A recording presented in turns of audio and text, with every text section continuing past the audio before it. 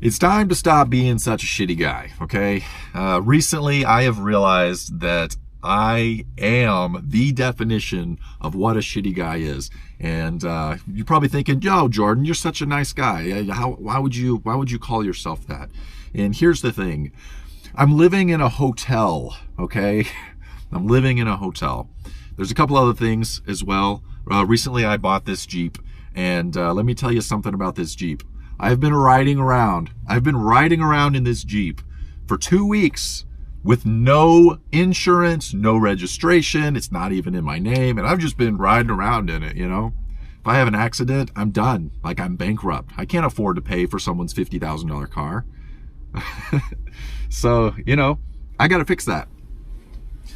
Another thing, the van, like I have the van parked at a girl's house right now. Like, it's just there. Like, I just have it parked there because they won't let me park it at the hotel. And so I have it parked over there. It's like it's just hiding out over there. It's this ugly, terrible thing that I am putting on, like I'm putting it in the face of these other people, and I don't even live there. Like, I'm just using their parking lot. And that is something I've found recently. If you ever need a place to park, you can literally park anywhere. There may be no parking signs saying that they'll tow your vehicle if you park there. Most of them are fake is what I've found. I've been parking this Jeep at the hotel, and you're supposed to have the little tag in the sticker. It says if you don't have, there's a sign in the parking lot that says if you don't have that tag in your window, that they will tow your vehicle. Well, the Jeep's been parked there for 2 weeks and nobody has towed it yet. The tow truck literally sits in the parking lot. I think it's an intimidation tactic. I don't know. But my other vehicle, I know this girl and I've got it parked over at her house. It's a large apartment complex and it's just parked there, you know. It's just sitting in their parking lot, just taking up space. It's ugly. Nobody asked for it. I don't even live there, and yet there it is. Another thing, I don't have a Utah driver's license, okay? I've been here beyond 30 days. The rule is if you've been here longer than 30 days, you're supposed to get a license. You're supposed to re-register your vehicle in the state. And I haven't done that. I don't have an address. And so getting that registered is going to be difficult. I'm actually going to the DMV today, and I'm going to try to figure out how to get my vehicles registered the correct way. You know, I'm tired of doing things the wrong way. And I think that's really what a shitty guy does. A shitty guy does things in like a roundabout way to try to save money or try to do it in some odd, weird way, instead of just doing it the right way. And in the long run, I think that you're better off by just doing things the way you're supposed to do it.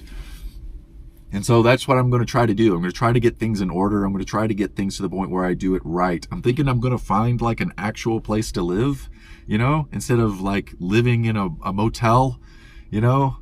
Who wants to live in a motel? It's the shadiest people. There's hookers everywhere. There's people getting arrested constantly. Everyone's yelling and fighting. There's big dogs. There's children crying all the time. The poor children, you know. The poor children living in a hotel with their single mom who recently left her abusive husband or boyfriend or whatever. Or maybe the boyfriend left. I don't know. People get into situations in a bunch of different ways. But, yeah, I don't know. I'm going to try to fix my own stuff. The problem is it's expensive to fix your stuff, very expensive. Here's some issues with the Jeep. First of all, I don't have an address. Getting a vehicle registered in a state where you don't have an address, I don't even know if that's even possible, but I'm going to go to the DMV. I'm going to talk to them, see if I can do it. The first step is getting it put into my name though, first, obviously. Then I'm going to call up my insurance company. I'm going to say, look, I'm not in Alabama right now. I'm in Utah and I just bought a vehicle. I'm going to add my Jeep to my insurance policy. And I know they're probably going to have a fit. They're going to be like, what are you doing in Utah? You didn't tell us you were going to Utah. And then they're probably going to go up on my premium and then, you know, all that. Third thing, though, that's going to be hard about registering this Jeep. The check engine light just came on. And so in Utah, they have these laws called emission laws. And it's for a good reason. We're in a valley. And so in the winter, all of the pollution gets trapped here in the valley, and it's called like inversion or something. I don't really know what it's called, but the pollution gets trapped. There's fog everywhere. I don't know if you can see, but out in the distance, there is so much smog and pollution just trapped right here in between the mountains. And so they have emission laws. And so what that means is if your check engine light is on, you don't get to register your vehicle. And so I did the little code thing. The cool thing about the Jeep is you can turn the key on a couple of times and it'll tell you whatever it is that's wrong with the engine. And what it's saying is that there's an O2 sensor that is malfunctioned. And so I'm just going to try to replace it. You know, I'm going to try to replace it. I'm going to do that today. If I can't get it fixed, I guess I'll just take it to a mechanic and hand over some cash and hope that he can fix it. And otherwise, I'm going to be in some serious trouble. Because I won't be able to register the Jeep if that's the case. But right now it's like I am suffering. I'm suffering from shitty guy syndrome, and I've got to get it fixed. It's not a good thing. It's not a good look. You know, I need to start doing things the correct way. I need to get my vehicles registered. You know, really, I probably need to just sell one of them. That way I don't have to deal with it, you know. Sell it $1,500. Somebody will buy it. Some desperate woman in a desperate situation will buy it for $1,500. Someone who desperately needs a ride, and then I'll let her deal with it. I've just been thinking a lot. I've been thinking a lot about like my situation and how bad it really is. Like it's bad. Like I've gotten to the point where things are stable and relatively comfortable. I have a decent job. And I have a place to stay that is consistent. It's easy. I know where it is. I know everything that I'm doing. But I feel like I've become too comfortable, if that makes sense. And like I'm not trying to improve anymore. And I've got to get to that point where I'm improving. If I'm not improving, then I'm going backwards, really. And so I'm going to try to figure that out. First step, get the Jeep registered. Okay, I got to get the Jeep registered. I have a feeling they're going to tell me that I'm not able to register it if I don't have an address. And so that will make then the first step getting an address. I don't want to live in an apartment. I hate the idea of being locked down here for a year. A whole year? That's a long time. But I think I'm going to have to do it. I'm going to have to if I want to do things the right way. I'm at a point right now where I'm losing money each month. It's not a whole lot of money. It's $100, $200 each month. Out of my savings. I don't want to get back to the point where I'm adding money to my savings. And the only way I'm going to be able to do that is if I spend less money or start making more money. And I could do that by getting a second job or getting a better first job. I'm doing all right at Lowe's. I'm a sales specialist. I make a base hourly wage as well as a monthly bonus. The more stuff I sell, the more my bonus is. And I've created this whole Excel spreadsheet about how to maximize the amount of money that I make at Lowe's. But it's looking like it's not going to be enough because this place is expensive. If I was in Alabama, I would be crushing right now. But I'm out here in Utah and things are expensive, really expensive. And really, honestly, things aren't really that much better here, I don't think, than Alabama. The only thing that this place really has going for it is the total lack of crime. This place is safe, okay? It's really safe. I don't ever feel like I'm gonna get robbed. I don't ever feel like I'm gonna get murdered. They do have a bit of a drug problem up in Salt Lake City, a bit of a homeless problem up there, but down here in Sandy, this is like the safest place in the world, okay? It's pretty safe. But at the same time, though, there are safe areas in Alabama, and I could go back there and I could live for a lot cheaper. But I'm not. I'm going to tough it out here. I'm going to try to do the right thing here. I'm going to get it figured out. Step one, I'm going to go get that registration, okay? I need to stop messing around. I'm going to get a haircut. I'm going to trim my beard and everything. I'm going to stop looking like such a hobo. I'm going to start eating a little healthier. I'm going to get an actual place to live with an address. Yeah, I think that there's a lot that I could do that I could really improve my life. I've been feeling a little bummed out recently, a little homesick, and I'm looking to really, make more money, get healthy, and, have a better time, be a little more happy. So first step, and I don't know, maybe we might make this a series. Maybe that's what this channel is going to be about. Maybe this channel is going to be about how to unshitify your life. From being homeless to being, a decent, okay person.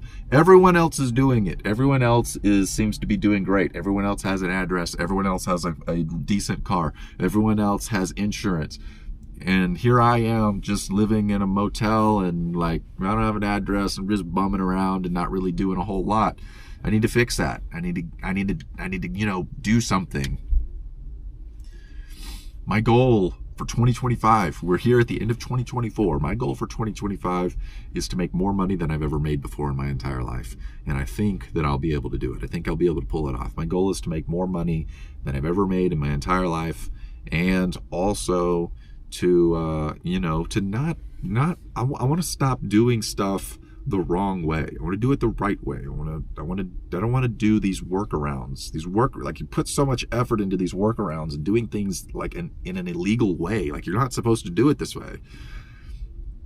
But I think I can do it. I'm going to pull it off. The problem is staying in this mindset. How do I stay in this mindset? Right now I'm motivated. Like I'm feeling it. Like I want to push for something better. But other times I'm just like, oh, what does it matter? Why am I even doing any of this? And that's like the state I feel in. But the state that I feel in mostly is like a comfort state. Like I'm comfortable with how things are. I'm doing okay, but I'm not improving. And I want to get to the point where I am constantly improving. And so first step, let's get the Jeep registered. Let's head over to the DMV. I'm on my way to the DMV, which is in Draper. And I think whoever designed the roads in Draper, I think maybe there was some meth involved. I mean, look at this. If you make one wrong turn, you're on the interstate now. There's no fixing it. You're just on the interstate. They have these guards up so that you can't even get over.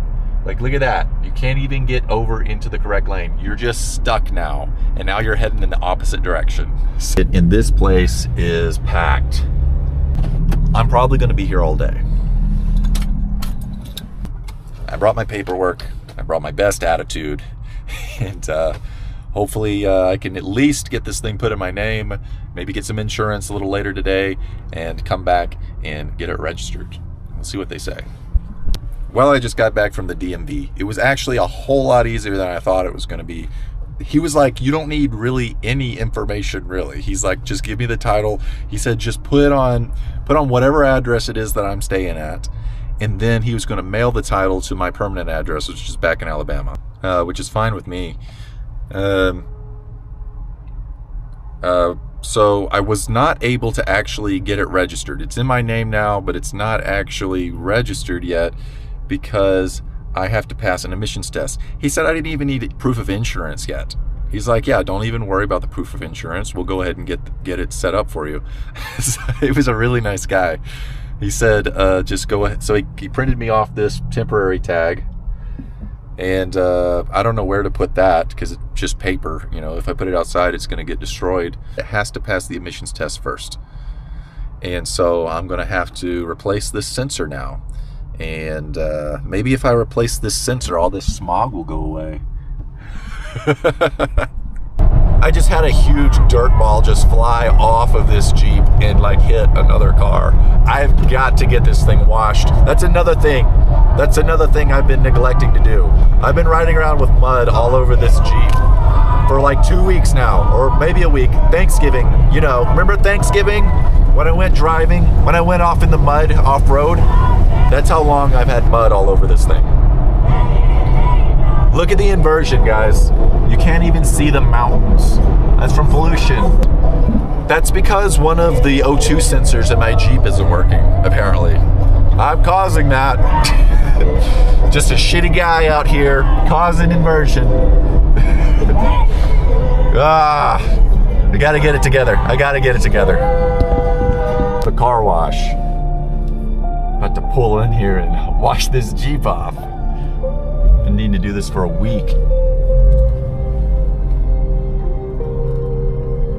I've never done this before.